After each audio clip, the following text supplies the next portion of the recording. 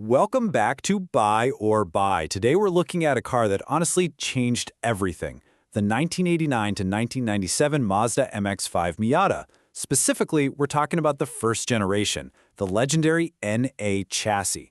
Let's just state it plainly right up front. This is absolutely the most important sports car of the last 40 years. Period. Because think about the automotive landscape back in the late 80s.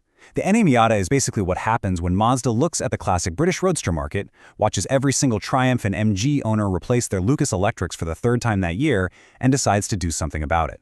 They essentially built a reliable Lotus Elan that didn't catch fire, charged a completely reasonable $13,800 for it, and accidentally created the most produced two-seat roadster in automotive history, all while every Italian and British carmaker just kind of pretended not to notice they were getting absolutely dominated. 228,961. I'm going to let that number sink in for a second. That is the total global production volume for the NA Miata. That single production run almost single-handedly resurrected the entire concept of the affordable, lightweight roadster. Okay, let's dive into this. Section 1. Anatomy of the NA. Perfection from Hiroshima. Built at Mazda's Hiroshima plant in Japan, the NA Miata made its grand debut at the Chicago Auto Show in February 1989. Officially launching as a 1990 model, and the secret to its absolute magic? It comes down to weight. We're talking roughly 2,200 to 2,400 pounds, depending on the options. That made it the lightest production sports car of its era. And Mazda paired that incredibly low weight with a perfectly balanced 50-50 weight distribution. Now, when you're that light, you really don't need a massive V8. Mazda gave us two fantastic engine options over the NA generation. First, from 89 through 93, the 1.6-liter B6ZE dual overhead cam inline-4 in the NA6 chassis. That gave you a very rev-happy 115 horsepower at 6,500 RPM alongside 100 pound-feet of torque. Then, from mid-1993 onward, they bumped it up to a 1.8-liter BP-ZE in the NA8 chassis, pushing out up to 133 horsepower and 114 pound-feet of torque. All of that power goes straight to the rear wheels, managed by a brilliant standard 5-speed manual derived from the Mazda 929. There was an optional 4-speed auto, but let's be honest here, you definitely want the manual. To make all this work together seamlessly, Mazda used a highly unique Powerplant Frame. It's essentially a longitudinal truss connecting the engine directly to the differential for incredible rigidity. Because of this brilliant engineering, the modest performance numbers really don't tell the whole story. I mean, the 0 to 60 time is 8.6 to 9.2 seconds, and the top speed tops out around 116 to 117 miles per hour. But out on the road, behind the wheel, the NA feels infinitely faster and just incredibly dynamic. So, why does this specific recipe matter? Well, because critics globally recognized its brilliance instantly.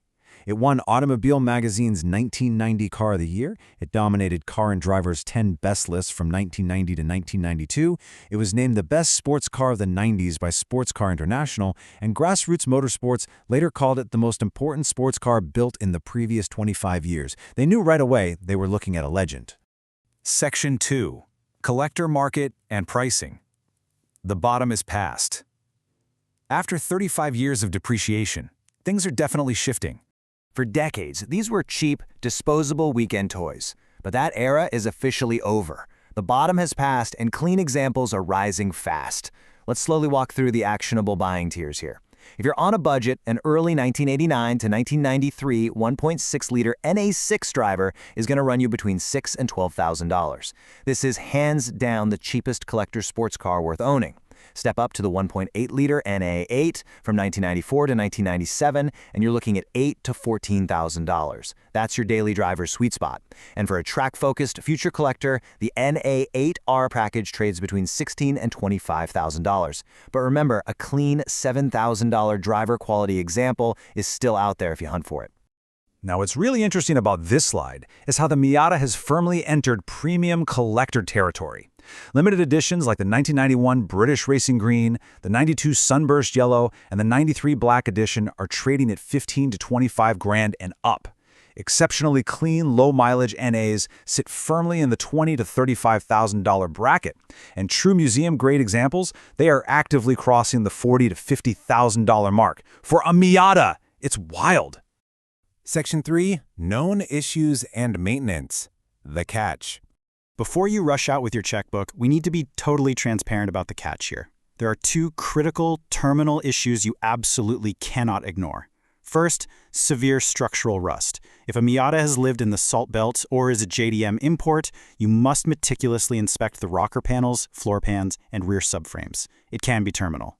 Second, on early 1990 or 1991 1.6 liters, you've got to verify the short nose crankshaft issue. The crank pulley keyway elongates over time and will destroy the engine. Just make sure the preventative aftermarket bolt is installed. Now, beyond those fatal flaws, the maintenance is wonderfully moderate. You must service the timing belt every 60,000 miles for the 1.6-liter or roughly 60 to 90,000 for the 1.8. Expect that to cost around $400 to $700. The factory vinyl top absolutely hardens and cracks after 10 to 15 years, but a DIY replacement runs between $200 and $800. And on the 90 to 93 1.6 liters, a failing cam angle sensor will run you $200 to $400 to fix. Very manageable numbers so you can realistically budget for your weekend driver. Finally, there are the minor aging quirks. You'll likely see rear differential pinion seal leaks, a crunchy worn second-gear synchronizer on high-mileage 5-speeds, and cracked plastic taillights. The iconic pop-up headlight motors also eventually wear out, costing about $200 to $400 each to replace. But hey, failing pop-up motors are just a reality of 25 to 35-year-old cars. Oh, and despite being incredibly light, real-world fuel economy is just an okay 22 to 25 mpg in the city and 28 to 30 on the highway. Let's move to Section 4 and see how this builds. The roadster market alternatives. So, how does the NA hold up against its own younger siblings today?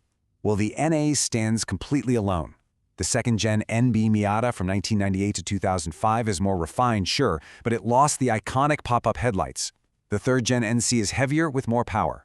And the current fourth-gen ND, where the answer is always Miata, and which we cover in a separate explainer on buy or buy, is brilliant, but it's very modern. The NA is the pure analog genesis.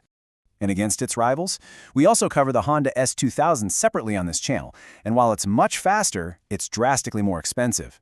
The Toyota MR2 Spider offers a mid-engine layout but lacks the Miata's classic charm. And the classic Lotus Elan, well, that inspired the NA design, but remember our joke from earlier? The Mazda is the one that actually starts every morning. The NA remains the absolute sweet spot for affordable fun.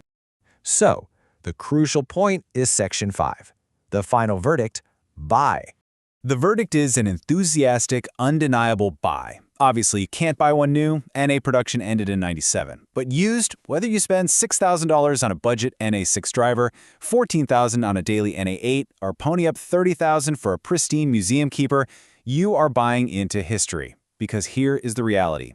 As the modern ND era comes to a close and heavy EV roadsters inevitably take over the market, this lightweight, analog, pop-up headlight NA is going to be the Miata everyone wishes they had bought when it was still cheap. Which leaves us with one final question. When the world goes entirely electric, will the NA Miata be the analog legend you regret missing out on the most?